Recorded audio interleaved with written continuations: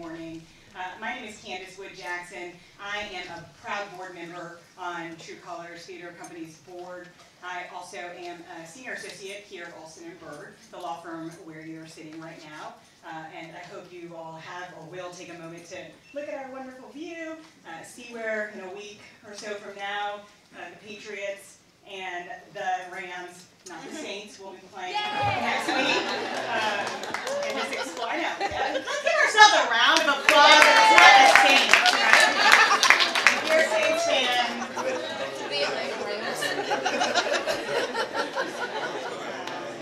that's a personal problem that you'll have to work out. As you can tell, I'm from Atlanta, so really excited to be here today, and really happy that you all turned out for what is sure to be an informative, a productive, hopefully an insightful panel. What makes panels, in my opinion, the most productive is if they're interactive. So I look forward to, and I know the panelists look forward to your questions and this being a true conversation, as the name of this event implies. And with that, I just want to again welcome you all for being here, and I'm going to be sitting over there taking notes, maybe even asking a few questions myself, because I have had the honor to be a woman and a woman of color in corporate America for almost 6 years now, working here at Olson & Bird. So while I myself think I have some insight I could share and ask about, I certainly have much more to learn. And I look forward to hearing from our panelists this morning. With that, I think I'm going to turn it over to Chandra. I also want to thank, of course, Chandra, Letitia, Linda Herndon from Olson & Bird, and the many others who are here today who helped put this together. I'm excited. Let's get it started. Thank you. Can y'all give a little bit better round of applause?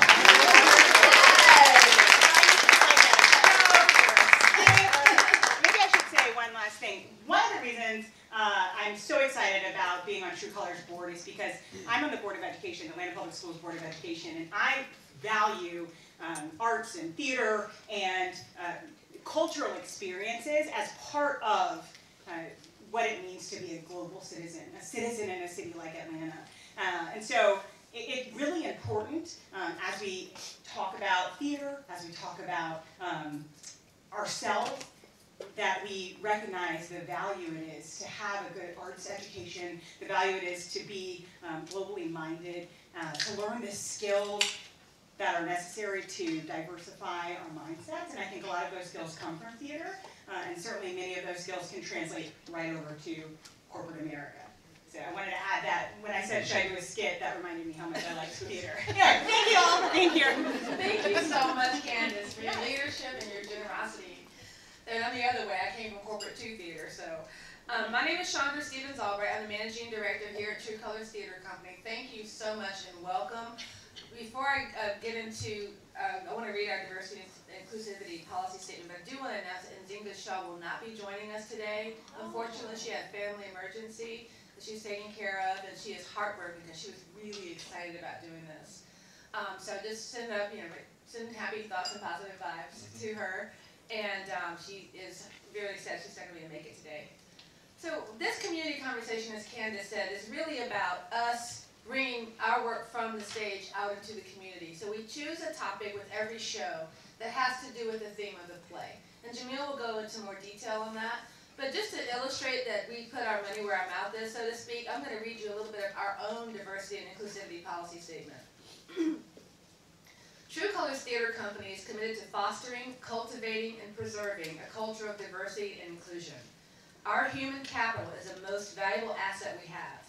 The collective sum of the individual differences, innovation, self-expression, capabilities, and talent that our employees invest in their work represents a significant part of not only our culture, but our reputation and company's achievement as well. We embrace and encourage our employees' differences in age, color, disability, ethnicity, family or marital status, gender identity or expression, language, national origin, physical and mental ability, political affiliation, race, religion, sexual orientation, socioeconomic status, veteran status, and other characteristics that show our true colors. it goes on from there, but we really live these values and want to make sure we share it with you. With that, I'll hand it over to the talented and amazing Jamil. All right. I think does this work? Yeah? Okay, good. Well, thank you guys so much. Thank you, Chandra. Y'all, it's really amazing just to have you guys wake up on a cold Atlanta Saturday morning to be with us today. What True Colors really has held as its calling card for a very long time is that we sit at the nexus of artistic excellence and civic engagement. And this opportunity here for you today, this community conversation, we hope, highlights that work in a really specific way.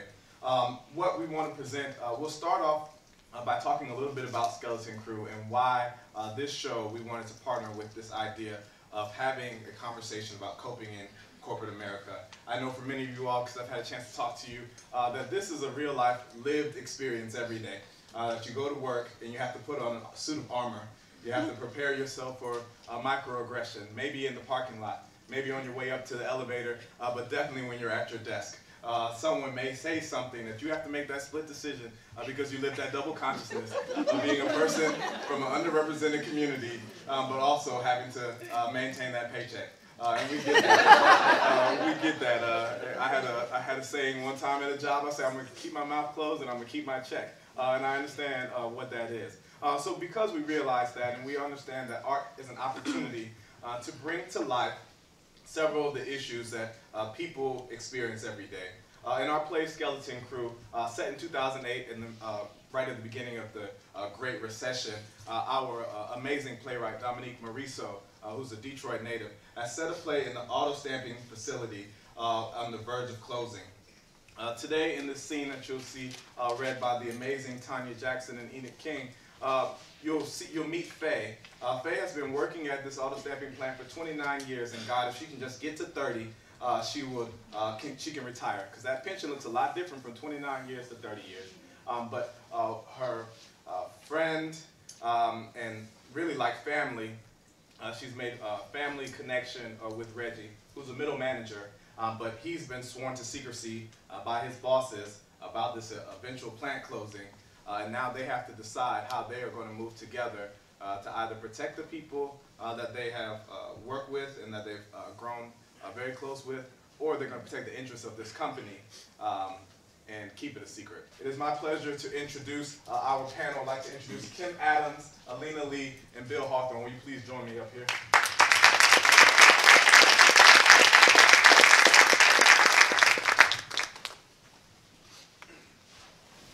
Well, thank you all so very much. I want to allow the panel to introduce themselves by way of introduction, kind of asking you all, after hearing that scene, what were the things that resonated with you? So please tell everyone why you're here and why we need to be tuning our ears to listen to you, and then riff on the scene. So first of all, kudos to True Colors for doing this. This is awesome. Very creative and innovative way to have a conversation around inclusion and diversity. So again, I'm Kim Adams. I'm an inclusion, diversity, and equity consultant.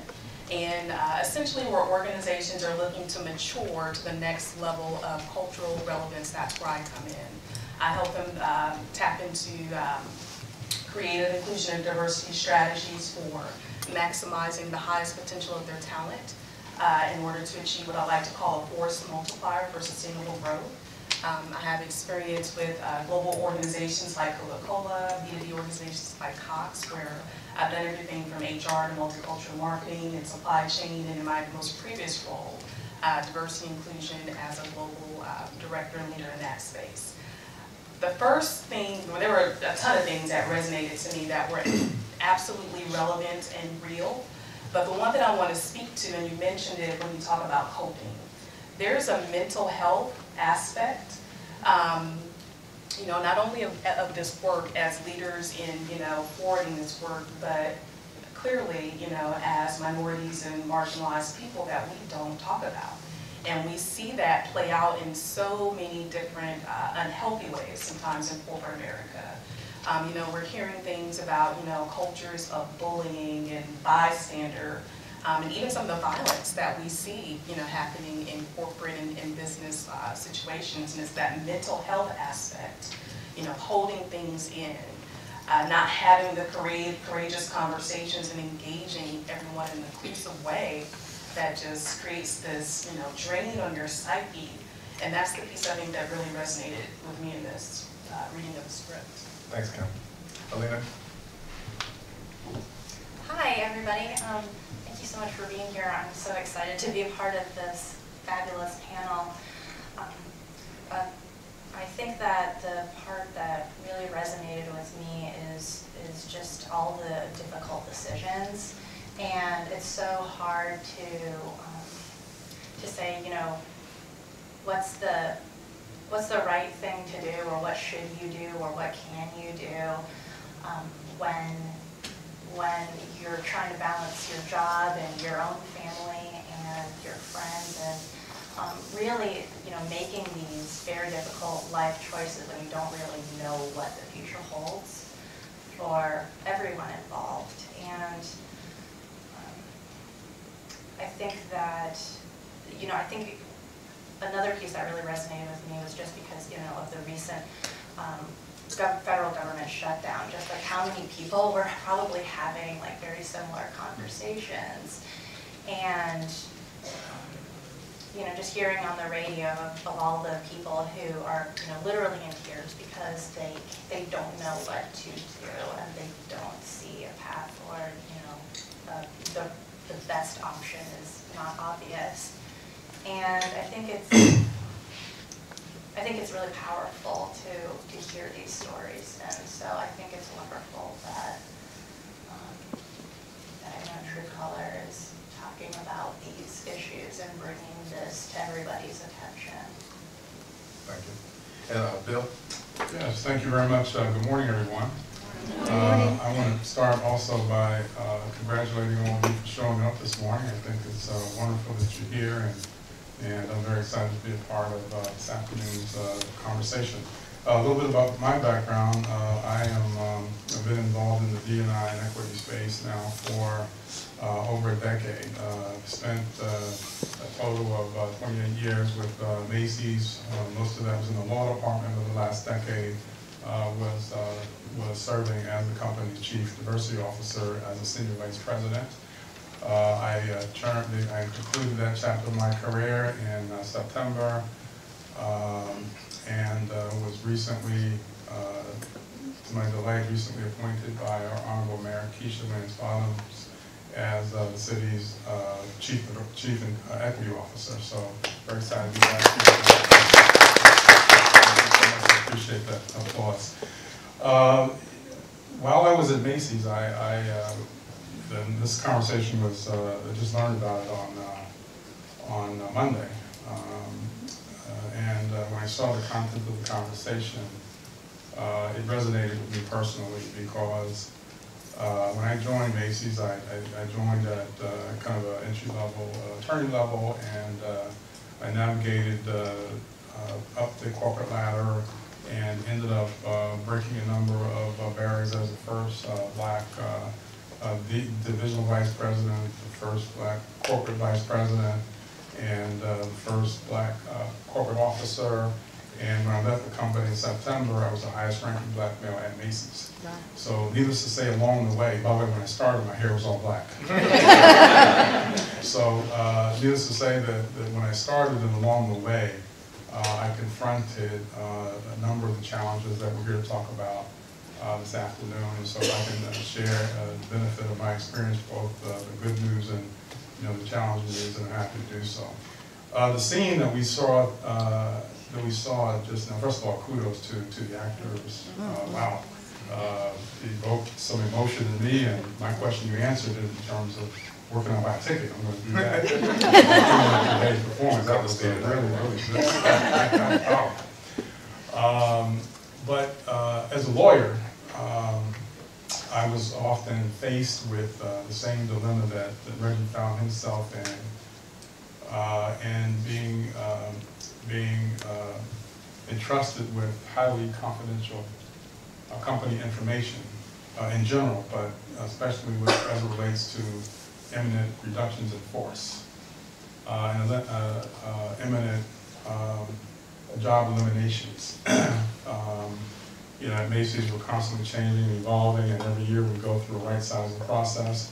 And in some of those instances, those adverse employment decisions affected individuals with whom I had gotten close socially, personally, playing tennis with, and having social activity with. So it was very difficult for me in those instances to work through that professional dilemma.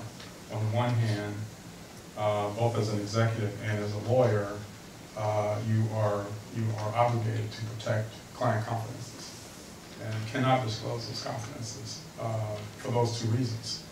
But on the other hand, there was the human aspect of what I was facing and interacting with the person, knowing that that person's job was on the line, and that before too long that person's employment with the company would be eliminated.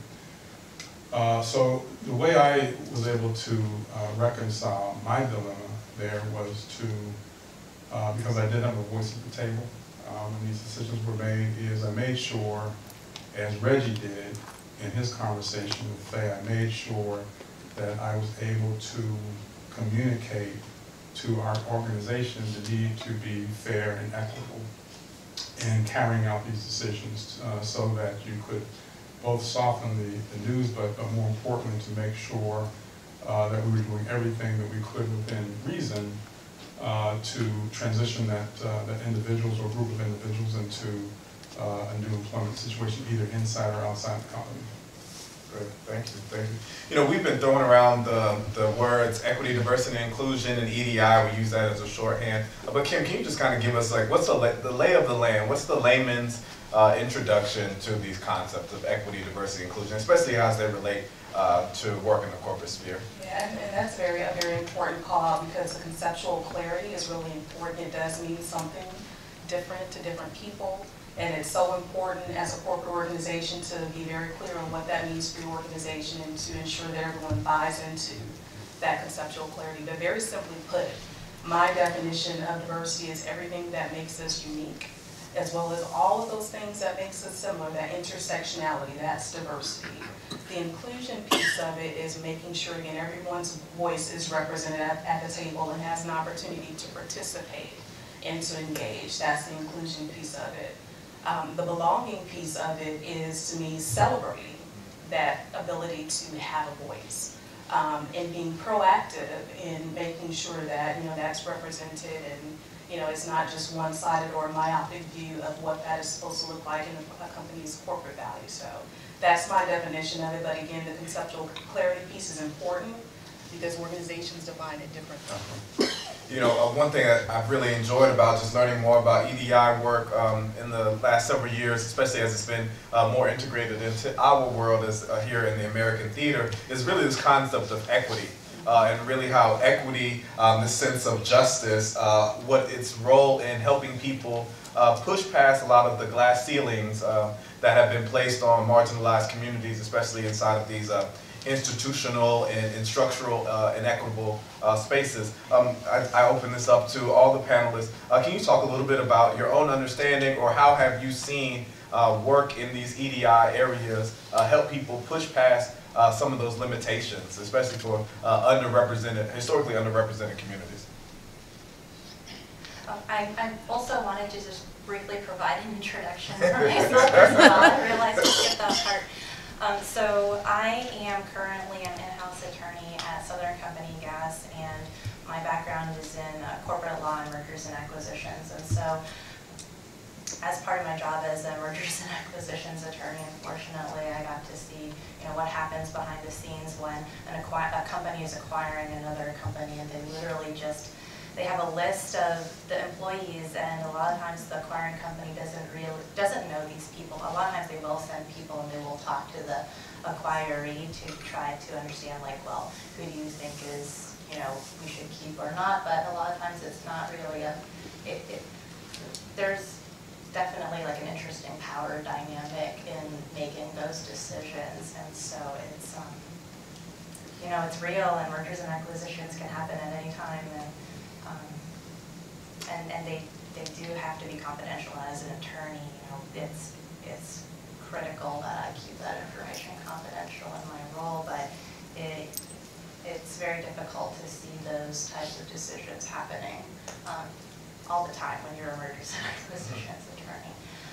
I also am on the board of a local nonprofit called We Love BuHi, and our organization seeks to empower the multicultural community on Beaufort Highway through storytelling and design. And so we have various art projects where we seek to, we partner with artists who are multicultural themselves, and we partner them with actual community members to create beautiful art that celebrates these different cultures. A lot of times when you are out and about in Atlanta, there's very little art that depicts like Asian motifs or Hispanic motifs, and those are the communities that are most represented along Beaufort Highway. So we have those projects, and we also, another big piece is through storytelling, and we have a very popular Instagram page where we talk about different issues that are impacting the Beaufort Highway community.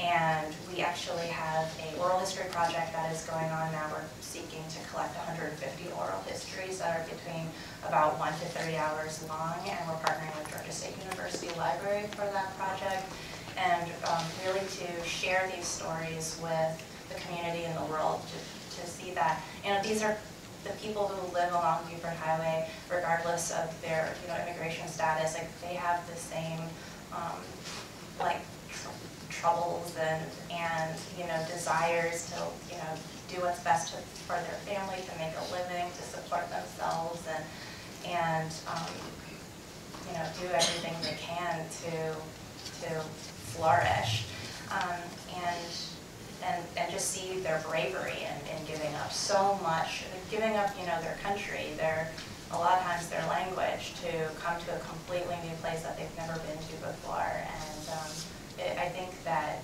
you know, we're trying to uplift their voice in a way that is like respectful, and we call the people who are sharing their stories heroes, because that's what we think, that's how we perceive them, and that's how we want, you know, the world to see them. And thirdly, I'm also the on leadership team for my company's Women Employee Resource Group, and our Women's Employee Resource Group specifically. And so in that capacity, I am also involved in D&I and trying to move the needle from the perspective of women in the workplace at my company. So, sorry. No, that's my little introduction. So we were talking about, I believe it was diversity and inclusion. I mean, yeah, just how is it helping combat these glass ceilings or lack of opportunities for people to kind of push through and matriculate up and through the organization? Well, I've been talking for a while, so I'll keep it short, but I think through the work on, you know, Beaufort Highway, I think that a big piece of what we're trying to do is to empower the local community, and we're trying to do that by like really uplifting people in a way that they aren't really being uplifted right now, and empowering them to tell their own stories proudly, not with shame, and letting them proudly express, you know, their own cultures rather than covering it or hiding it or trying to assimilate, and that's why we specifically target art and storytelling. And then with my work at my company, I think that through the employee resource groups, I think that although there definitely are pros and cons to affinity groups at companies, I do see the ways in which it allows people to rise up and be a leader in our organization, and that really shines a light on those people who are capable of and like have the time to dedicate extra time out of their day for the employee resource groups. It really gives them a great platform within the company, and is I think a special way for those people to get recognition that they may not otherwise in their regular everyday roles, and provide special mentorship opportunities. So Yeah, and I would also add a very common program in corporate America is executive sponsorship. And sponsorship is a little bit different from mentorship in that you have a sponsor who's essentially advocating on your behalf, especially when you're not in the room. And so I'll say this as a diversity and inclusion leader and just being in corporate America for over 20 years. Corporate America has perfected sponsorship. They do it very well. The challenge is they've done it for a particular demographic and others have been left out of the conversation of the sponsorship. So in my prior role, I was tasked with designing and implementing a sponsorship program for women and persons of color, and pairing them with members of our executive leadership team and ensuring that our leaders really understand some of the struggles and the fight, their talent and their brilliance as well, so that they could advocate and champion on their behalf to move throughout the corporate organization. Great program, again, companies commonly do this. The opportunity is, you know, we're talking about a handful of people and large global organizations who get that opportunity. So much untapped and wasted potential that people don't even see and who don't have that opportunity for sponsorship and speaking on their behalf because, you know, they're not an employee resource group or a formal program like this sponsorship program, which typically you have your high potentials who are tapped for these programs. You know, they're people who just you would never advocate for because they're not a member of your tennis club or your country club. So I bring that up to say, you know, there are absolutely tactics and programs and strategies like sponsorship that occur, but I have a very different take. I feel like, you know, we're at a point where this is our time. We have more education, more resources, more access, more network to where we can build it ourselves. We don't have to worry about breaking somebody else's glass ceiling. You know, we have so many examples of that with Oprah and the Obamas, and I don't want to just limit it to African Americans, but like literally we can do this ourselves. So I really encourage us to look at, you know, what Chandra has done, you know, take all of that talent and experience that you've gathered in corporate America and bring it to a great nonprofit like a True Colors, or build your own and let's work together to do more of that. The glass ceiling, we need to be there and keep, you know, raising that clarion call to do things different and to provide more exposure. But we can do it ourselves too. We can. Thank you. Bill, did you want to get on that or not? I can throw another question out. Okay, new question would be good. So Alina brought up employee resource groups and how they've helped, but she also talked a little bit about the pros and cons of employee resource groups. You know, I'm really interested in hearing both sides of that argument, especially when people start throwing out ideas around, oh, well, you're just a diversity hire, or reverse racism, that fallacy. How have we seen employee resource? Can we just discuss and talk about the pros and cons of affinity groups and how they work inside of these corporate structures? Sure. And that's a question really straight up my alley because when I was at Macy's, my team was responsible for establishing ERG. So we did do all the homework and the analysis, the pros and cons, and came back to our senior team to make a recommendation on whether or not we should go forward with the formulation of ERGs. And what we found after doing a lot of best practice research, benchmarking with other companies who at that point in time had ERGs or affinity groups in place, we concluded clearly that there was more upside to ERGs in the workplace than downsides if you're clear on the objectives of the ERGs. And so we determined that the ERGs would be helpful to us in a number of ways that were relevant to the business. Number one, they would be a resource, and we would use them truly in the truest sense of the word and being a resource to the company, meaning that they would help us recruit similarly situated individuals. They would help us on board similarly situated individuals. They would give us insight and perspective on ways to deepen employee engagement for this particular group or category of employees. They would provide us with, you know, sensitive insights that would be derived from this particular group of employees. For example, one great example of that advantage of the ERG was right around, I guess it was summer of 16 or 17, there was just a spate of shootings of unarmed black men by police officers. And you know, I was reading this as a chief diversity officer and personally feeling emotionally upset about it. But frankly, I didn't think it was a topic that needed to be addressed within the four walls of our organization. Personally, I didn't feel that way. Many of you who are, how many of you are part of big companies now, large organizations? Yeah, so it's, I don't know where you are on the D&I and the continuum, but there was certainly, when I was coming up through the ranks, it was, you know, fairly well understood that there were three topics that you just steered clear of in the workplace: race, politics, and religion. You just didn't broach those topics in the workplace because they often would end up in very contentious and difficult conversations, including fistfights over political ideology.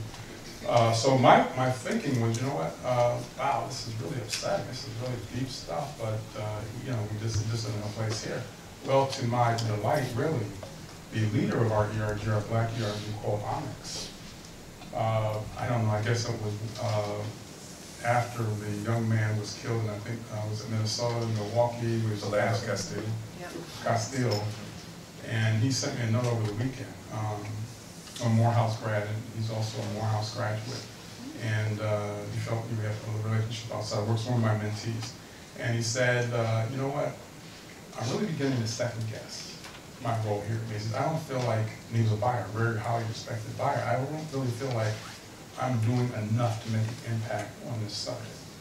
I need to be doing something that more directly helps to address this crisis, you know, the black males are facing within our company and outside in society. And I'm very disappointed that the company is silent on these issues. I think they need to be addressed internally. And our Onyx ERG feels like they need to be addressed internally. So long story short, that resonated with me, touched me. And on that Monday morning, went back to our senior management team. We met every Monday, our operating committee, and I brought this up. And to my surprise, it was a subject that got traction. There were other non-blacks on the committee who that subject resonated with. It was disturbing to them as well. So we ended up having a conversation about this topic that was sponsored by the CEO, and after we pulled it together, and he sent out a notice to say, this topic in conversation, we want to invite everyone to the conversation. And literally within 30 minutes, we had a full house, 500 people, big room like this, commit to RSVP to commit to this conversation. Our CEO kicked it off, and then I contextualized the conversation so that everyone could understand. And we talk about diversity training and so forth, and it does mean different things in different organizations, it's defined differently. But if I heard it once, I heard it literally 100 times from attendees, and it was a good cross-section of individuals, gender, race, levels of the organization, all of whom was unanimous that this was the absolute most effective learning experience that I ever had at the organization. And the way we set it up was that we had a young man who is a highly respected executive black male who was in our organization, who himself, he was home from college, had been pulled out of the car, misidentified, and beaten up by police and his colleagues. Nobody knew about that in the organization. So when you would see these things happen, it hit home personally and emotionally with him. He agreed to stand up and say that. He was, again, another thing, that these ERGs provide a safe space for these types of conversations. I encouraged him to do it if he was comfortable with it, and he thought about it and he agreed to do it. So that was one end of the spectrum. On the other hand, it got back to me that there was a Caucasian female in the Human Resources Department who was bad-mouthing Black Lives Matter. She said she hated the organization. And that she ought to be, and the feedback to me is she ought to be disciplined. That's inconsistent with our value of inclusion. So I didn't know her, but I reached out to her and we had a conversation. And I said, tell me about your perspectives on this subject. She said, you know, my perspective is that ever since Black Lives Matter was formulated, my husband's a police officer. And I feel like his life has been needlessly in danger, that presents a bigger threat and risk to his life going out every day. And that was on the heels of the Dallas, you may remember, those officers were gunned down in Dallas and in Baton Rouge. We were at Coney Island last week, and this is in the middle of all this, and there was a jet that flew overboard with a banner that said, you know, we love our police, and everybody applauded. And she, as the wife of the officer, NYPD officer, began applauding, and he said, no, don't applause, don't applause. I don't want this to be a target on my back, people to know that I'm a police officer. And that just hurt and touched her deeply, to the point where her point of view about Black Lives Matter was that it was anti. She saw it as a threat. She saw it as an anti-social organization. So that was her point of view. So we got both those point of views out there in the open. Really great, genuine conversation that created, if not agreement, certainly understanding among this wide range of diverse individuals within our company. And when you tee up these conversations and talk about them openly, honestly, non-judgmentally, it leads to a greater understanding. And so we've then replicated those types of conversations throughout the organization on very sensitive topics. So we talk about inclusion. What does it mean? Diversity is the range of individuals and differences that we have in the room.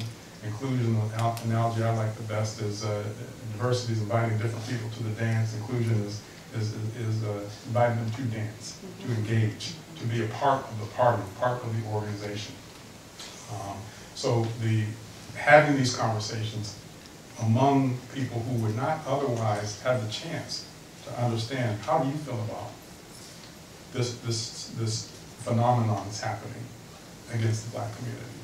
Or why do you feel like Black Lives Matter is an anti-social organization? To be able to honestly, openly, with the CEO in the room, talk about these subjects in a safe space. We made sure those ground rules were crystal clear at the beginning of the conversation, and it was just terrific.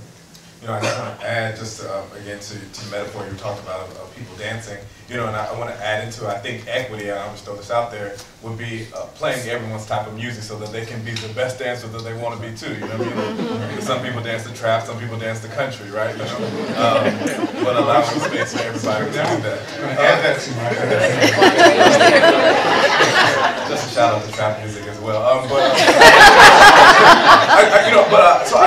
really appreciative of the pros, but I also want to hear about some of the cons. Like, what type of things have you all, maybe Alina, maybe Kim, run up against when you are championing the work of your employee resource group? You know, the Women in Leadership Employee Resource Group. I'm very interested in that conversation. You know, Bill talked about his ability to rise, and I also recognize in my life as a young Black man in a structure of the American theater that is racist, but that the fact that I'm a man also allows me greater access. And sometimes then I look around and I look at my colleagues, especially my colleagues who are women of color. In the American theater, women of color who are directors get the least amount of jobs. And that is just, it's been a historic fact, in that at True Colors we are working very hard to try to eradicate our own practices around that. But as women of color, can you speak a little bit about maybe some of the challenges that you all have faced in advocating for these employee resource groups, or advocating for women groups in those affinity spaces?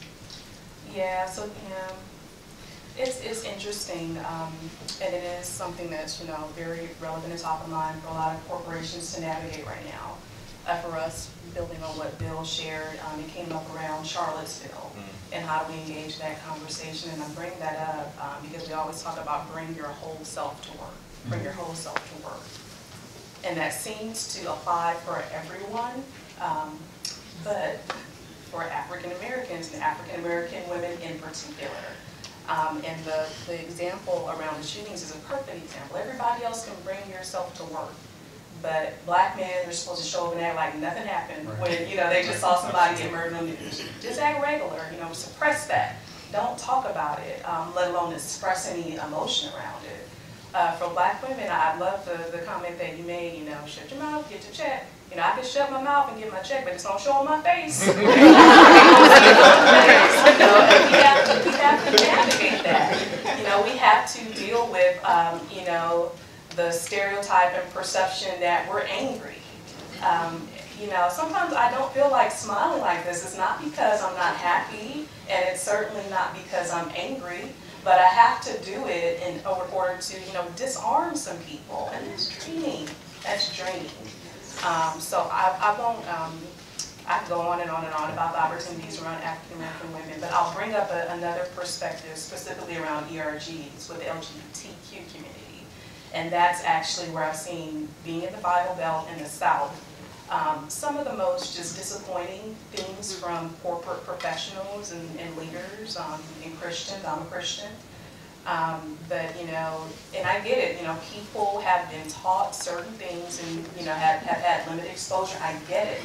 And what this work has taught me is how to extend grace to people. I love how you engage the woman in a conversation about, tell me more about your perspective around Black Lives Matter. And that's what this work has taught me, how to engage people and to extend grace. Everyone arrives to where they are, honestly, based on either their experiences or limited experiences. In particular around the LGBT community and pride forums.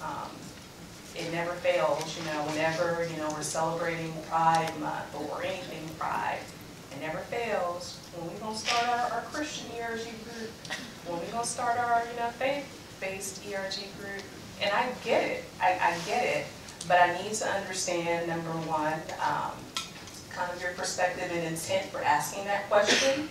At the end of the day, again, you need to be clear on what our company values are for everyone, regardless of what you believe. And you need to respect that. And we can have a conversation around a faith-based or Christian-based group, but it needs to meet the same criteria as every other ERG. What's the business perspective or objective? What's the employee engagement perspective? If you can make a case for all of that, we'll go there. But it is, you still have people who have their biased points of view, which again, I'm learning to extend grace around. But quite honestly, that are fueled by hate in the corporate environment that makes some of these things very difficult for people to truly bring their whole self to work. Alina, how have you navigated that extended grace? Do you go strong-worded email? Do you how do you enter into that space and when you come up with these challenges? Representing the multiplicity of experiences that you represent on the day-to-day.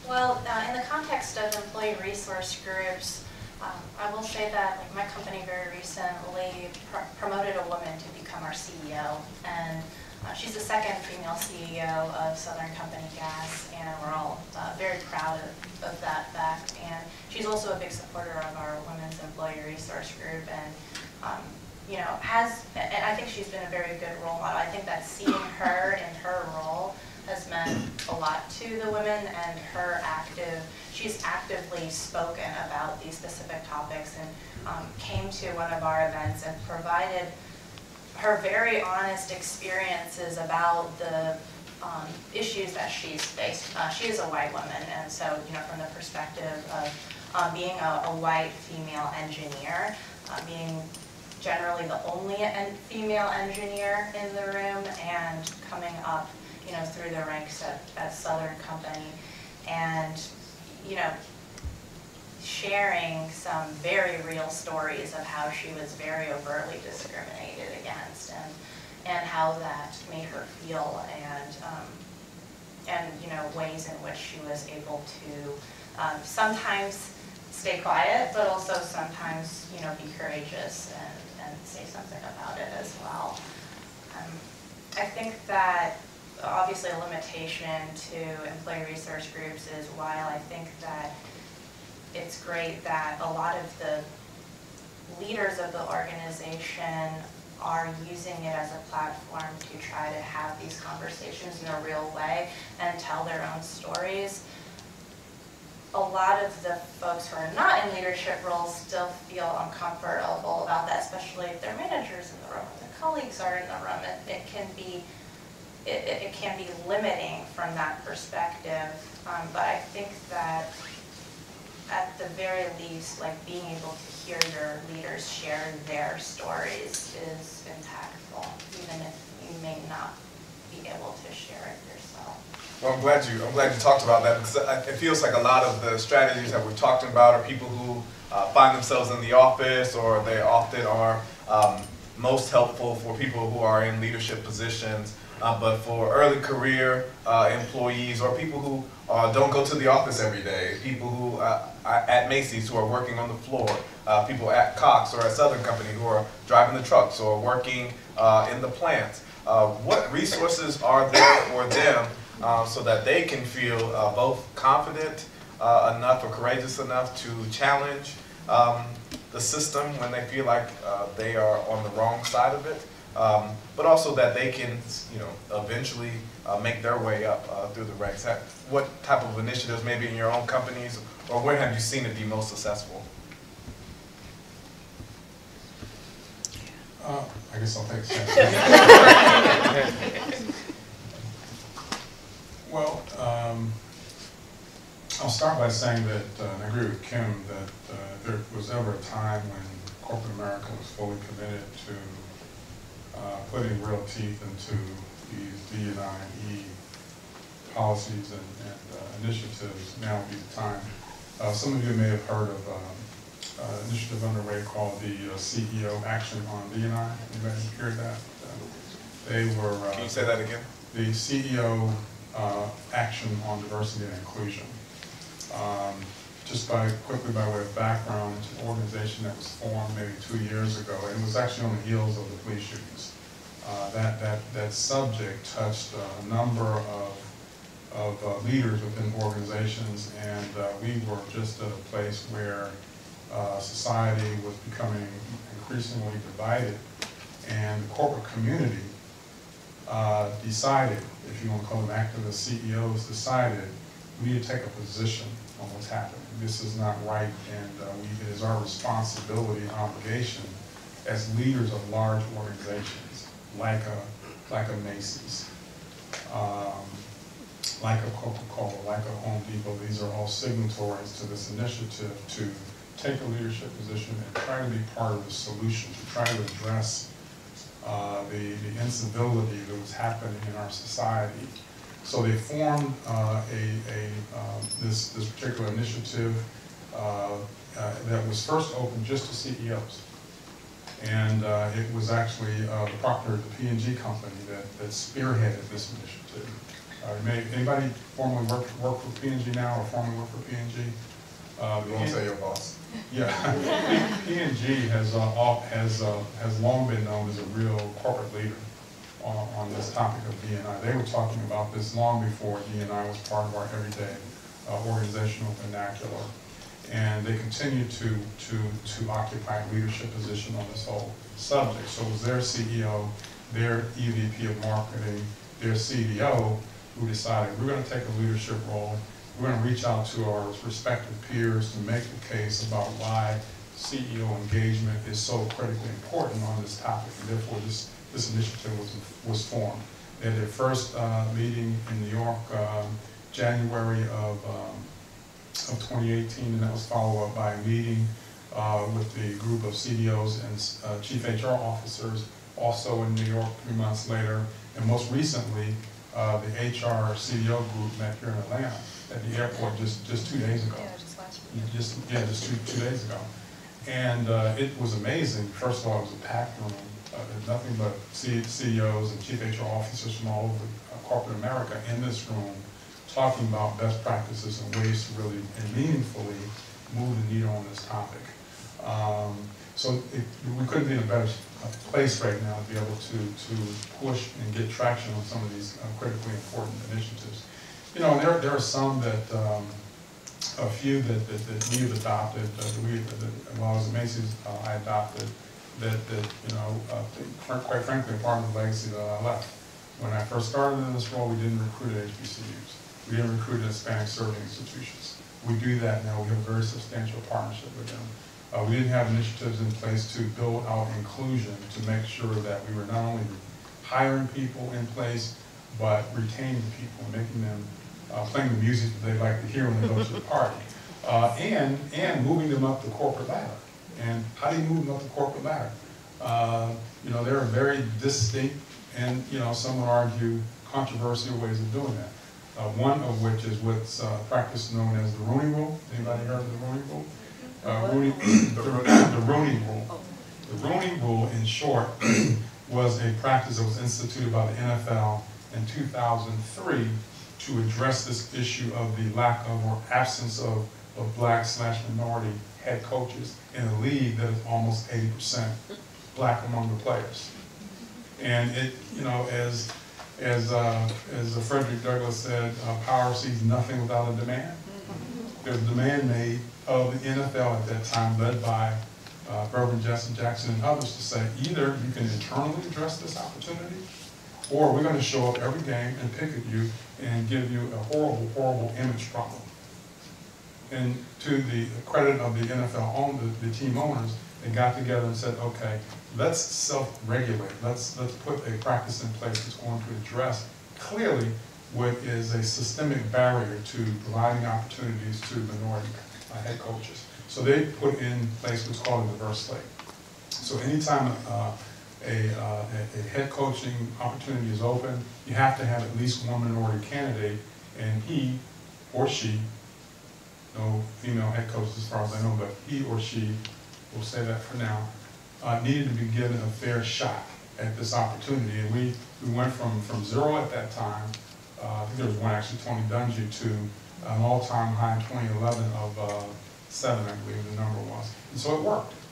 You put people in front of owners who otherwise would not have been placed in front of owners, so all of a sudden here you've got an owner who's saying, wow, I had no idea you did this, or you were capable of doing that, and they were then given the opportunity. Inside an organization, we've taken a similar approach, and that resulted in the first of many different positions. Just most recently, and this was cause for, you know, a celebration for me. I wanted to see the company's executive committee, those are direct reports to the CEO, have at least one black chief. We adopted the Rooney Rule. We created a board that was 50% female, a black individual, a Latino, and Asian. Great progress, all through practices associated with the Rooney Rule. Internally, the challenge for me in the organization was now how do we make sure that the level that reports directly to the CEO is as diverse as our board and as our consumer base. We did a great job. We hired a Latino GC. We hired an Asian board member.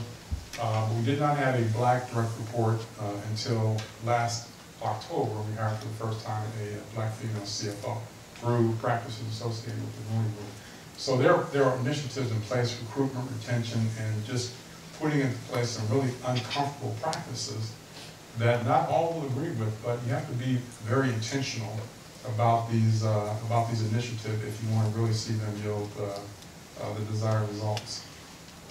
Yeah, and I'll also add to, absolutely, you know, there are more metrics and clear strategies and tactics in place. So as employees, hold your companies accountable to what they say they're going to do and what they're going to deliver. Hold them accountable. You're their best ambassador. You're also their best advocate. So again, you should commit that to memory, whatever their goals are and metrics, and you should be holding them accountable to that. I also say from a grassroots, you know, perspective, post your comments on Glassdoor. You know, leverage things like that, leverage tools like that. They're there for you to access and use. Also, you know, I alluded to this earlier, we have so much wealth and so much resource right now. You can also vote with your dollar as an employee and as a consumer. I think Nike has brilliantly demonstrated what it truly looks like to integrate D&I in every aspect of your business. And consumers influence that. You know, they made a very public stand on where they stand on very controversial issues in order to play to their demographic. So vote with your dollars as well. And then lastly, I'll say, you know, we're in a bit of a buyer's market. There's a war on talent. There are more jobs than there are people who fill them. So make choices to work for companies whose values align with yours, and if they don't, you know, at least they've created an environment where there's psychological safety where you can influence those values and some of those changes as well. So I truly do believe this is the best opportunity. This is our time to make a true impact and a big difference in corporate America.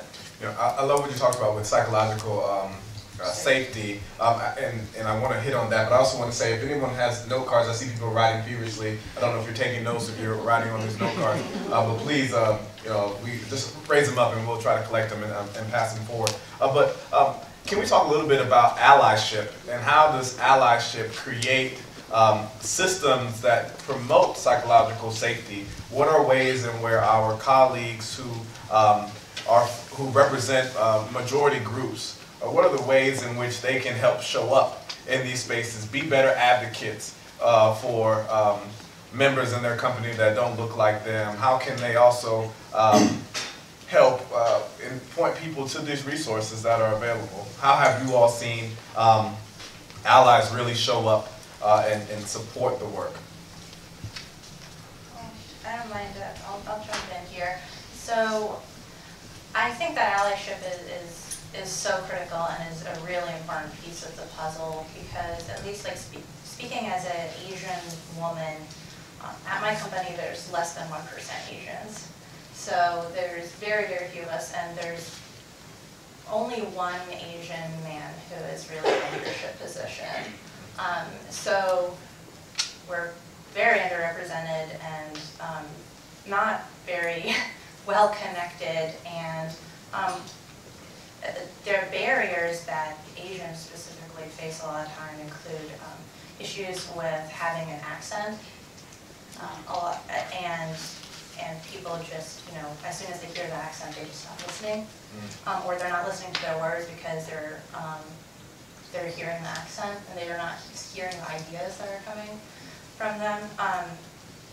And there's also specifically for Asian women, although I believe it also applies to Asian men, but to a lesser degree, is that socially we're brought up to be quiet, to work hard, be quiet, just listen, don't speak up, and it's very much of the mentality of work hard and people will notice, but that's not how corporate America works. And that, I'm just going to be brutally honest, that's not how white men operate. They're trained from a young age to talk about how great they are, how wonderful they are. Everybody tells them how wonderful they are. They write down in their calendars everything that they were supposed to be doing on specific days. And that's not how, and I'm obviously stereotyping here, but that's not, speaking from my own experience, thankfully my parents didn't raise me that way, but with a lot of my female Asian friends, that's definitely how they were brought up, and that's definitely how the Asian community, when I did speak up, they were, just the shocked faces that I see, because, oh my gosh, how dare she say what she said. And I think that it's important that others who are not Asian understand those cultural inclinations so that they can say, if there's a meeting, prompt that person to say, well, what do you think, Amy, or, Andrew, or, Shanita, and make sure that their voices are heard. Don't just rely on them to have to speak up. Sometimes it needs a little bit of support and prompting. Or, if somebody gives a great idea, support that and call it out instead of trying to take, I think that's probably happened to almost everybody in the room, right? You're in a meeting, you share this great idea, and then a man or a white man says the exact same thing that you just said, and everyone's like, oh yeah, that's a great idea, but when you said it, nobody said anything. And in that instance, standing up and saying, no, well,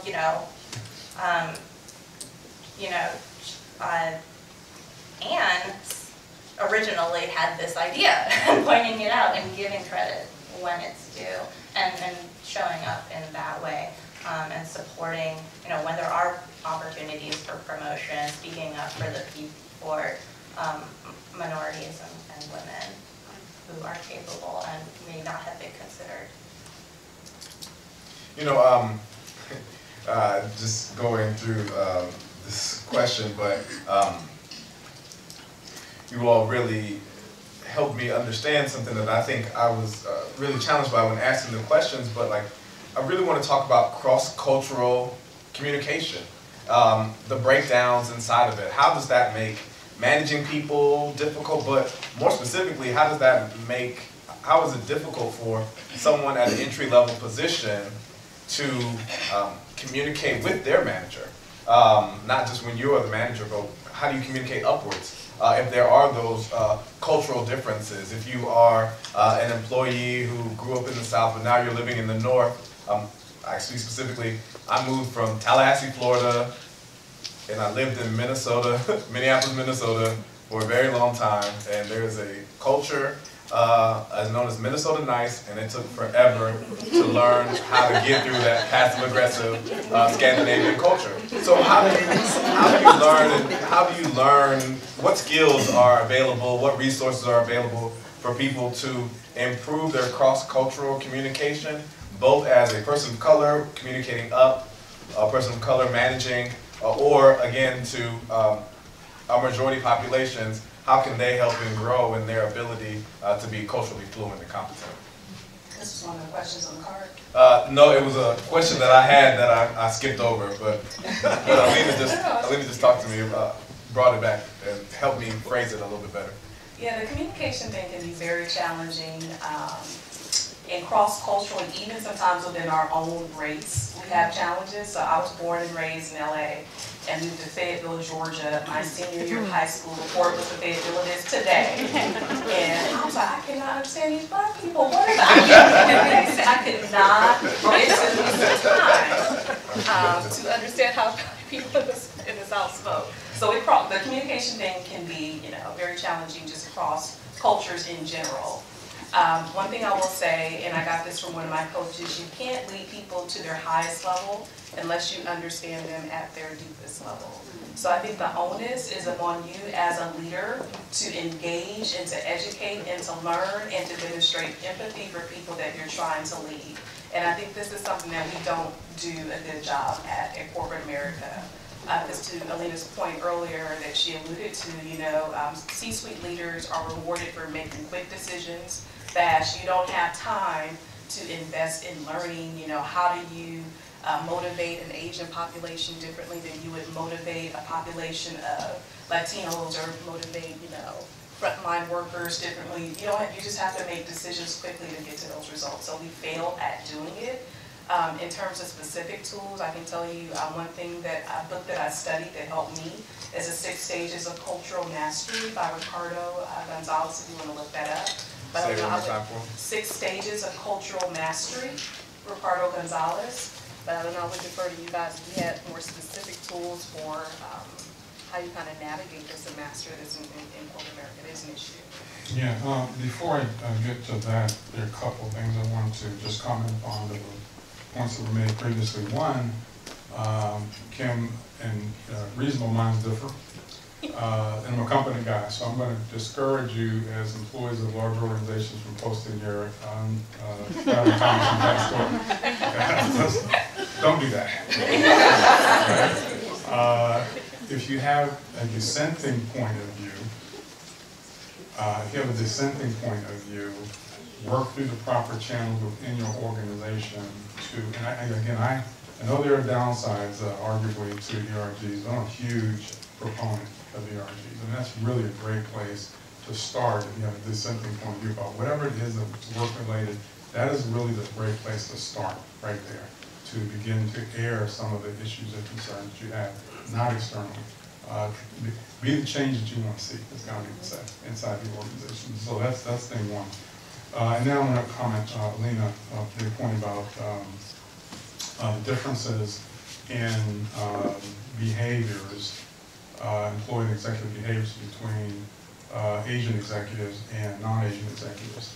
And in most organizations, you're right, it's kind of a type A, hard-driving personality, and we all know the type A, you want to have the first and last word. You can't shut them up in a meeting. We've had those people when we were in school. You have those people that we deal with in the workplace. And oftentimes, the leaders see that type of tendency as a leadership skill. And so what we determined in trying to understand, by the way, within our company, we had an ERG called the A-Team. That was the Asian ERG, and they studied and brought to the attention of the organization the gap between Asian executives, and by the way, there's a huge recruitment effort that we do in a number of top schools, and as you know, this is well known.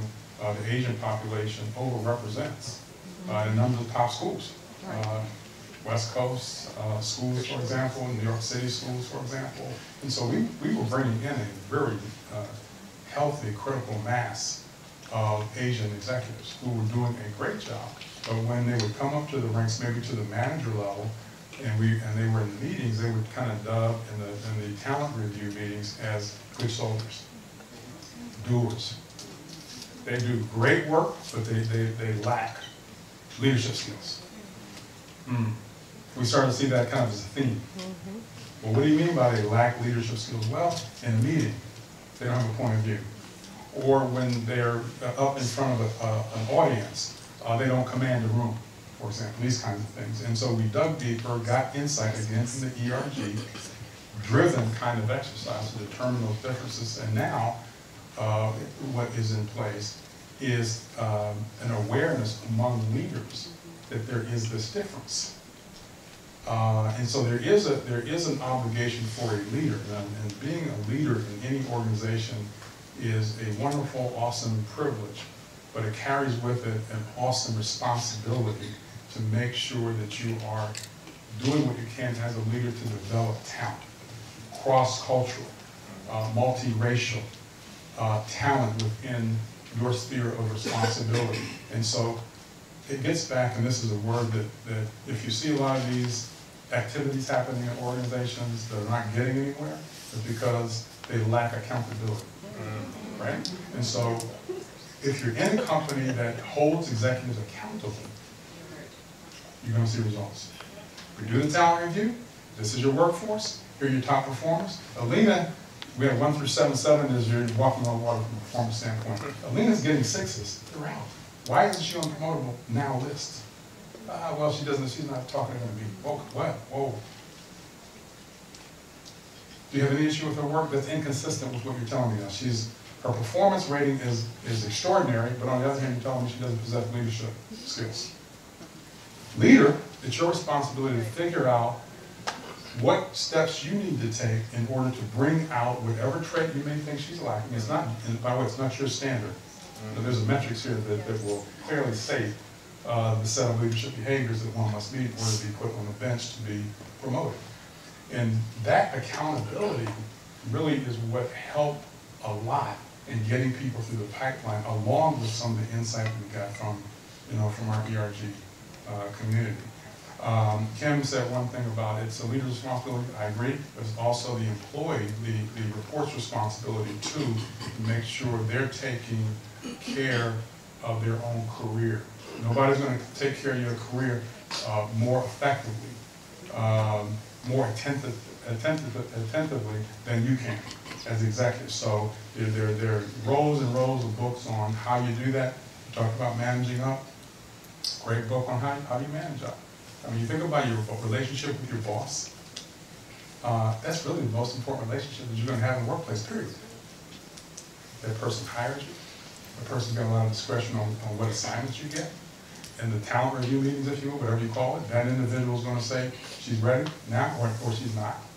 There is, if you're in the large organization, yeah, there might be a 1, 2, 3, 4% increase, but then there's a bucket of discretionary money that you can give to extra performers, to top performers. And that really does come, in most organizations, it's discretionary and it's left up to the manager. He or she can tell you if you can take time off, et cetera, et cetera. So that is a relationship really that you have to make sure that you begin to cultivate just right out of the chute, and to make sure that you're doing what you can within your power to help to shape the relationship in a way that it is positive and constructive and helpful to you. You know, it's great because a lot of the questions that we've received, thank you all for submitting them, are about accountability and are about managing up. So I'm going to try to pepper these, and some of them are directed at people, but most of them are just open, okay? The first one, we have a question about bad bosses. Why do organizations or corporations retain employees in leadership and management roles that repeatedly commit discriminatory policies, i.e. harassment, retaliation, or creating hostile work environments, especially when they are aware of their code of conduct and is being blatantly violated? I think the secondary question here is EEOC, and someone's going to have to educate me on what that is EEOC a viable resource? Recourse, thank you. Is EEOC a viable recourse? Just asking this question about accountability, why do we feel like, and I'm sure all of your organizations are really great, so we won't talk about yours, right? But why do we feel like organizations historically have been so reticent and incapable of holding people accountable? I'm going to defer to the attorneys on this one. That's a smart move.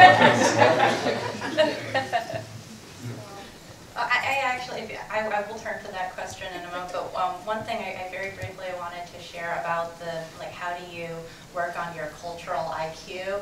I got this from a D&I convention that I attended, and it really changed the way I thought about taking responsibility for enhancing my cultural IQ, which was think of the top 10 people who you consider to be your closest friends, like the people who you really trust, and think about those individuals and ask yourself, what do they look like from a religious perspective, from a race perspective, from an age perspective? Are they diverse or not?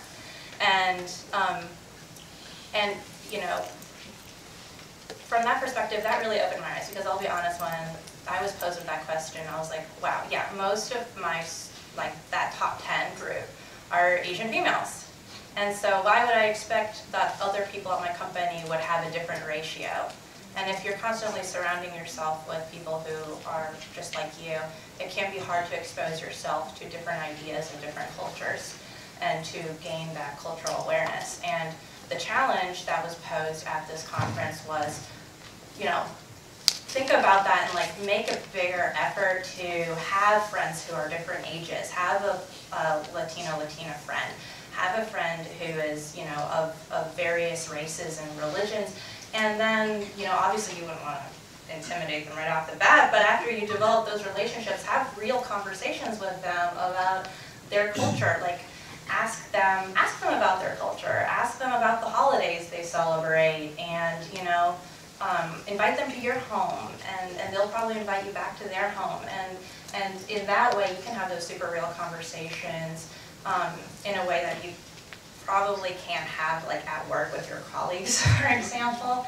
And it really gives you a love and appreciation, I think, for those different cultures, because you love your friends and the people that you surround yourself with. So, and Alina's in my top 10, and her parents are here. I remember years ago she invited me to their home, and we sang karaoke, and it was so much fun. We sang karaoke together as a family, so much fun. She's my top 10.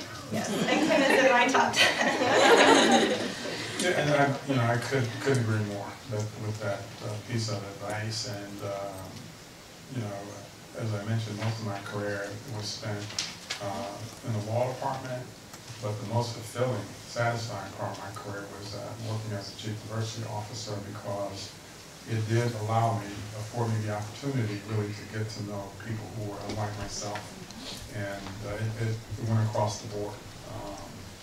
Of course, all of us are expected to understand and relate to the dominant culture. But when you reach out to another culture, for example, when, again, I hate to keep beating this drum on ERGs, but we had the issue regarding the Muslim activity, the anti-Muslim sentiment, and as the CDO, I had a reverse mentor relationship with a Muslim executive in our company. And she taught me everything I needed to know to be reasonably educated about the Muslim culture. And one of the first things she did was take me to the mosque. The second thing we did after we attended the mosque was we went to a food truck that served halal food in New York. to this day, that's one of my go-to places at lunchtime when I'm in Midtown Manhattan, this particular halal food truck, which I never would have been exposed to, but for that relationship. So think about people who are different and really make an effort to get to understand them. And what you'll find, what I found anyway, is that we've got a lot more in common than we have uncommon. And I had a similar relationship with a young executive who was Latino, and I committed to learn to improve my Spanish. She agreed to be my tutor. She agreed to undertake probably one of the most difficult tasks in the world, to improve my salsa. I've improved a lot in that regard. So there's so much upside to getting to know people who are different and similar experiences with the LGBTQ community, and it's just been very fulfilling. And as I thought about what I wanted to do kind of next chapter in my career, it clearly was in this space, in this ecosystem, because there's so much work to be done in this area, as we all know, both within and outside companies, and I felt that I had a lot to offer. And so that's what I kind of zeroed in on, is how can I, from a public interest standpoint, from a nonprofit standpoint, or even as a consultant, be able to continue to contribute to moving the needle on this very important subject. Want to go back to this accountability question? And I'll answer, since the lawyer is very delicate. But so I share with you, I spent 10 years at Coca-Cola, and I think most of you guys remember, especially if you're from Atlanta, the class action lawsuit. And the challenge is, a lot of times, these people are performing well, they're delivering against the results, and the risk isn't great enough for the company relative to the results that they're getting, and they don't have that burning platform. And I personally feel like that was the best thing, that as bad as it was, for the city, for the brand, etc., that was the best thing that happened to Coca-Cola, not only from reinventing its brand, from a D&I perspective, particularly with the African-American community, but they did so much differently internally, I think, as a result of that. But they didn't have, the risk wasn't there. There was no burning platform for them to do anything differently when, the claims were there, the employee relations claims were there, the EOC claims were there. This is all public knowledge. I'm sure plenty of people have studied it like I did in B school, but, it's the risk and the reward, and it's until, and we're seeing it play out in our country too. Yeah. Like I said, it's a war on talent. We're doing well as a country. So we're getting to a point where there's a burning platform, but if people are performing and producing, a lot of times, unfortunately, that outweighs the risk for some companies. So I don't want to, end it on a downer, but, the EOC is a viable source. It's there. Equal Employment Opportunity Commission. It is absolutely a viable source. And the last thing I'll say is, a lot of the things that we do in this space with this work, we're planting seeds, and we probably personally won't see the rewards and fruition of what we do. We still have to do it. We still have to do it. So I'll leave it on that. Yeah, and I'm going to just comment too upon the question about what do you do with bad bosses and bosses behaving unethically or illegally. And I would say that, again, before you go to the EEOC, that's a third-party agency, try to affect some change internally. And again, not to beat the ERG drum to death, but take Google, for example. You may or may not be aware of the recent employee uprising that occurred within the Google employee population over Google's mishandling of executives who were engaging in sexual misconduct with their workforce. Once that New York Times article came out and exposed this internal conduct, Googlers got together and got a first-hand view. Of course, I read the external reports, but I work now with a guy who formerly was with Google. But a number of the internal executives at Google formed an effort where they collectively expressed their dissent to company management, and as a way to make clear their opposition to the way these issues were handled, they walked off the job. Anybody remember that? Yeah. It just Yeah. walked off the job. Yeah, it was a global effort. Again, so there is strength in numbers. And if you, most Fortune 500 companies behave in a way that is or attempt to behave in a way that's in compliance with the law and in compliance with their own company policies, and they all have anti-discrimination policies.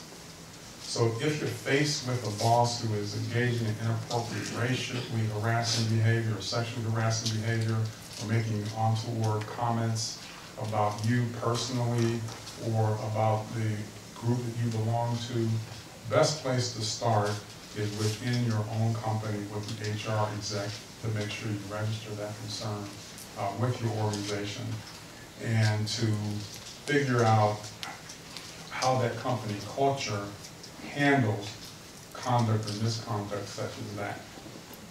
And you know, I can speak for my former company, and also, again, I was interacting with a whole host of other companies through the various boards and so forth I was sitting on. And they all behave similarly in this regard. They weed out bad apples. I don't care how, particularly now with the whole Me Too movement that's happening and the big class action racial discrimination cases that have happened. They don't want executives in their workforce that will create huge liability. I mean, think about what happened to CBS almost recently, and you know, Matt Laird. I mean, think about these giants, these corporate titans recently who were fired over this conduct. So you can see at the very highest level today, boards, employees, and the consumer public, in many cases their other stakeholders, are finding that conduct unacceptable and intolerable, and therefore these executives who may perhaps once were able to sidestep this behavior or ignore it, sweep it under the rug, not so anymore because of the public outcry. And just to weigh in on that very briefly, I think that, you know, if you can always speak to your HR person, right? You can always call the confidential compliance hotline. You can encourage your other colleagues to also call the compliance hotline if more than one person calls about an issue that helps. You know, you can always try to speak to a labor and employment attorney about your options, although I will say that, you know, discrimination claims are very difficult to prove. So your labor and employment attorney may try to find other avenues that are not discrimination claim related. And I'm just going to be super practical, and I'll tell you this is a strategy that I've used when I've had bad managers and have tried to speak to management about it, is sometimes you just have to leave. Sometimes you just have to take another role, or you have to move to another company, and you know, that's always an option, unfortunately. There's a question we talked about managing your own career. This one says, my colleagues like to socialize after work and on the weekends. I have absolutely no desire to interact with them outside of the work. But do you think it is possible for me to maintain this boundary without harming my career? If so, please share any advice, suggestions you have. Thank you.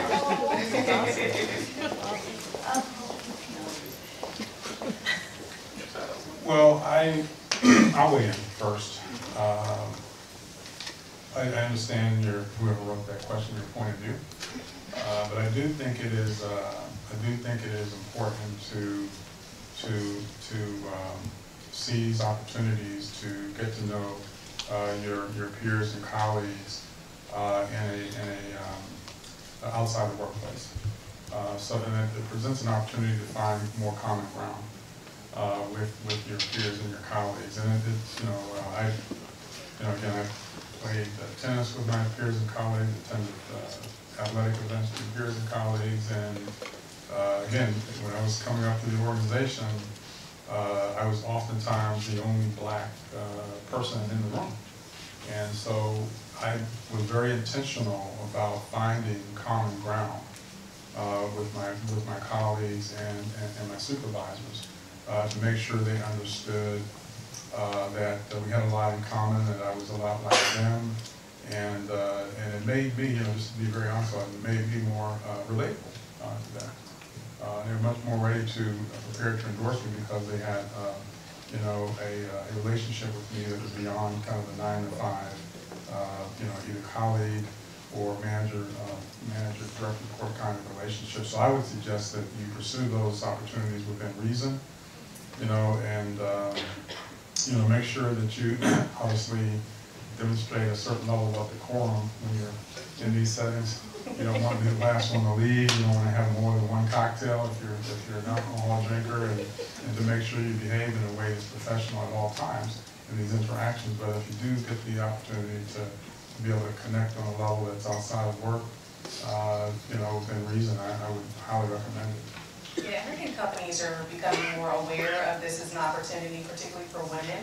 If you have to pick up your kids after school, you just can't engage in, you know, sometimes after work activities. And we're leveraging our ERGs to help us with insights around what does a flexible, you know, work environment look like, what does a social opportunity, you know, during lunch look like. So companies are a little bit more sensitive around this, but yes, I think it goes back to culture too. The other example that comes to mind for me is millennials. Like, I just can't have you stop by my office just to chit chat. I just, like, my eyes glaze over. But that's the way that they interact. That's their style and their personality. Right. So I have to figure out that balance because that's an important demographic, you know, that I need to be able to engage with, to lead, et cetera. So to Bill's point, you know, you have to find that balance. But hopefully it's also an environment where you feel comfortable sharing what some of the challenges are, especially if there's a dominant culture that makes it difficult to kind of engage and achieve the ultimate goal of matriculating through the organization if that social situation prevents that for you. This is the last one before we open it to a true question and answer, so people can ask their own questions and not me butcher their writing. But people want to talk a little bit about how do we have conversations around the compensation. It seems like much data suggests that base pay is close to equal, but true compensation, including benefits, are unequal. So what are the ways in which people can prepare themselves to have those genuine conversations with management, with their leaders, about really making compensation more equitable? Yeah. Well, this is a topic that's very near and dear to my heart, and I think that there's pretty large disparities, especially in like the legal, the legal sector when it comes to men's and women's, the pay for men and women, and it just gets exponentially worse as there's more tenure. And so I encourage women to, like men, well, I guess I will say this, I think like men speak a lot more openly about compensation than women do. So they're armed with more information. And so it's very comfortable to have those conversations, and not everybody will, or some people may be upset if you ask them the question, but I think it's worth doing your homework. You can't go in and have an informed conversation about compensation unless you know what you're worth in the market and you know what other people who are similarly situated to you are making. And so like you said, it's not just about the base pay. It's asking about bonus. It's asking about other benefits. Maybe they have extra vacation than you. Maybe they, you know, whatever it is, they're getting like extra educational opportunities. Maybe the company's paying for them to go to various conventions or seminars, whatever it is. But I think I definitely encourage every single person here to find out what it is that their counterparts are making at their company and also at other companies, so that they can make an informed, so that when they do have those conversations, they can very confidently say, this is what I'm worth, and this is what I'm asking for. You know, in the American theater, we have this thing, TCG, Theater Communications Group, put together what's known as a salary survey. So if your company is a part of the survey, sharing salary information for their employees, you receive this handbook that tells you what other people in the American theater are making for similar titled roles. But it's just base salary. It doesn't also include compensation. But are there other resources that people can find, whether online or inside a company, to learn more about what the market says someone with 12 years of experience who is at an associate level should be making, or I don't know any of the titles, I'm sorry, I'm not corporate theater. I play make-believe. But are there other resources like that? Yeah, there are lots of online resources. Salary.com, I also mentioned Glassdoor earlier, so employees actually anonymously will put their salary information as well as other variable pay for their different levels and titles. So those are great resources, and you can put your information there too. So you have some benchmarks. But the other thing I'll share to build on what Alina said about women is we don't negotiate and we don't ask for raises. I think about all the women that I've hired relative to men, and one of my direct reports was a woman. I told her this later. I said, you were the only person who did not ask me when I made the offer for anything more. You just accepted that. All men, you know, very quickly, I mean, that's just expected for them. And again, it's part of the socialization. You know, we work hard, put our noses down, you know, we'll get promoted and we'll get the raises, but we don't ask for it. So I tell women this all the time, you know, even if you don't think you deserve it, just ask. The worst the person can say is no. Get comfortable with having the conversations, asking for a higher amount than what's been offered to you. And most importantly, asking for a raise. Know your value, know your worth, and don't feel uncomfortable asking for that. But do so from a position of strength, meaning that you have demonstrated Yes. that you deserve to be compensated at a higher level than you're currently being compensated. And your performance on the job will speak for itself.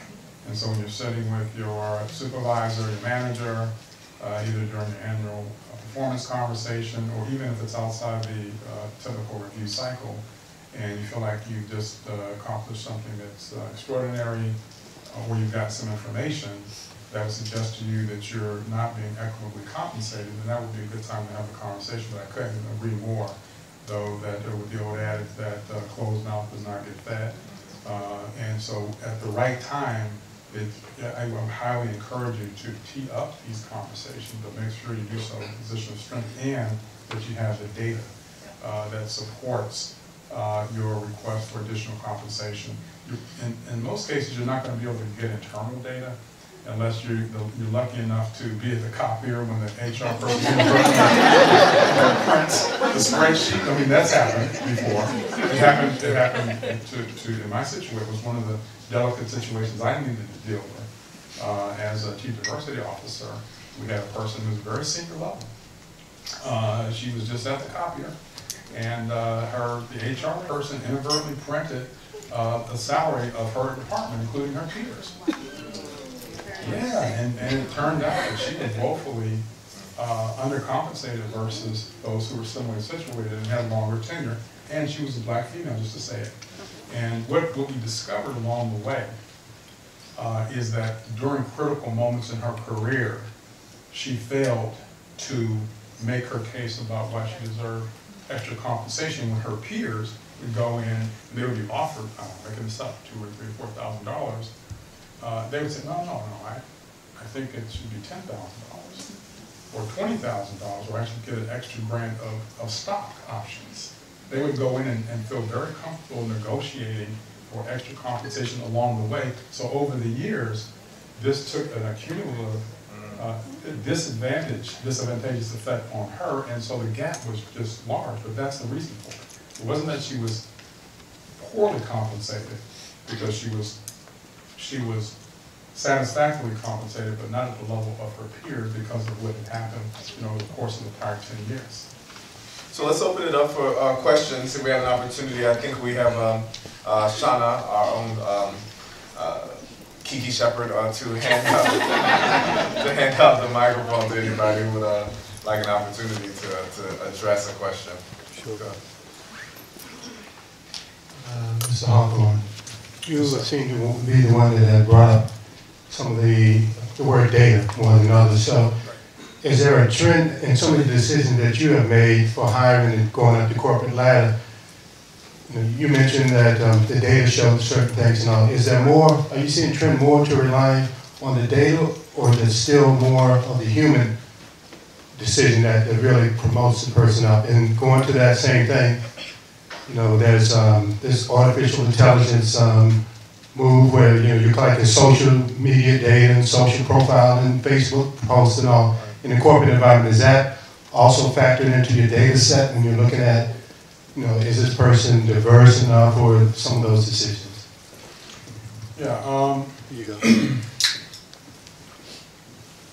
I would say that, and I think it's a great question.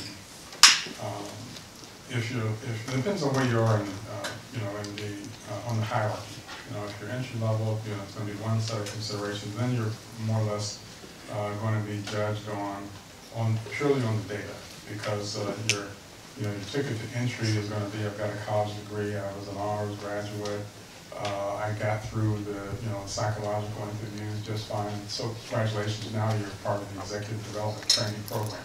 So for the first 3 to 5 years in a large corporation, you're going to be judged based on your sales performance. You know, whether you're getting it done from that standpoint, or other very clear metrics. Very clear, and in most organizations you've got very clear metrics. Do you hit those metrics or you don't?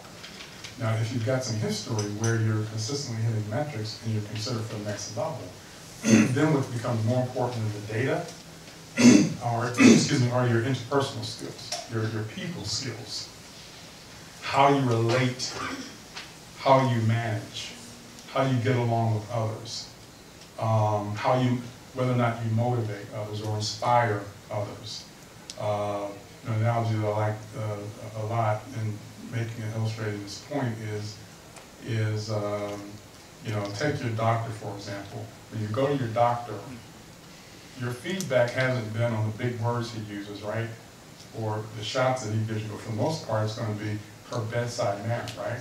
How she communicates with you. You know, whether she makes you feel comfortable or at ease in, sometimes difficult conversations about medical conditions. It's not whether or not this person was an honor student at their medical school and so forth. So at some point in time, the data becomes less important than your people skills and how you're interacting with people.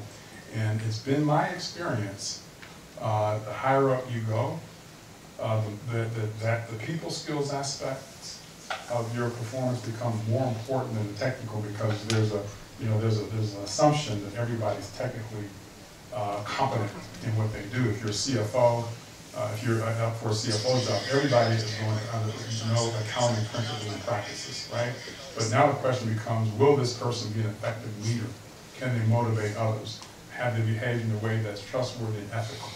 The people skills aspects of it. So I would say it depends upon where you are in the career path, and the higher up you go, the more important things like the soft skills, if you will, become more important. Thank you. Is there another question? Good morning. My name is Monique Russell. Good morning, everybody.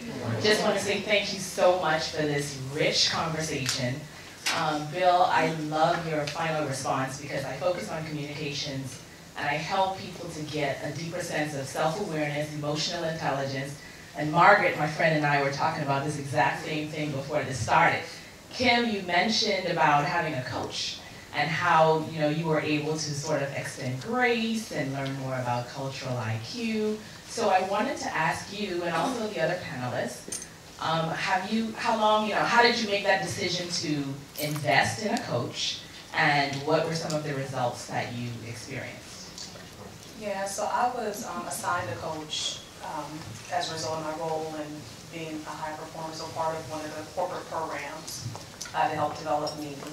And one of the things I loved about my coach, I do love about him, he's a white male, older, baby boomer. Older's probably not the right word. It's a baby boomer generation. But he's different for me, very different for me, very different career background and perspective as well. So we coach each other. It's kind of a two-way dynamic. So it was a part of the program, I'd say. But I've always been very intentional about having a mentor and coach even outside of work. I just think that's important to do, and kind of the way I'm wired. And I want to take a quick moment to recognize my mentees who are here. Jordan Martin, who's in the D&I team at Accenture. Jordan over there. Hey, Jordan. And Ashley Lewis, who's a second-year law school at John Marshall Law. So I think it's important not only for me to be coached, but to pay it forward and to do that for others as well. That's great. Is there another question? I just want to make sure people get the opportunities to ask questions. Mentee. Hi, how are you doing? I'm Jordan Martin. Got a quick question. I guess I could direct this to you, Mr. Hawthorne, Sure. and then open it up to the rest. In regards to establishing employee resource groups, Right. I know we talked about, or you mentioned that you have to be able to justify the importance of an ERG. Right. Looking at the different marketplaces like B2B or B2C, what would you say would be a reason, or how can you continue to justify, for a B2B company who may have different views on the importance of an ERG? So how would you be able to, or how would you continue that conversation to keep those established, opposed to an affinity group? Yeah, that's a great question. And B2C, in my view, it's a no-brainer because you've got a very diverse consumer base, and it's so. I mean, it was so easy for me to make the business case about why we needed to make sure we had a diverse organization, given kind of where the company operated. Its top 10 most profitable markets were cities like New York and LA and Chicago and Atlanta and South Florida and San Francisco.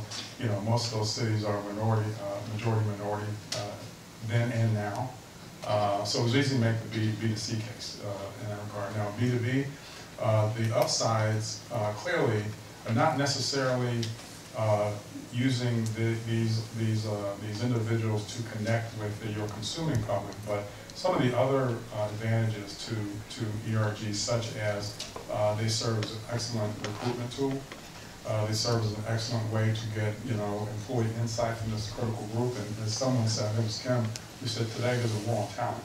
So if you can use every advantage that you have to attract top talent and keep top talent, which most company ERGs are really engaged in doing and helping the company achieve.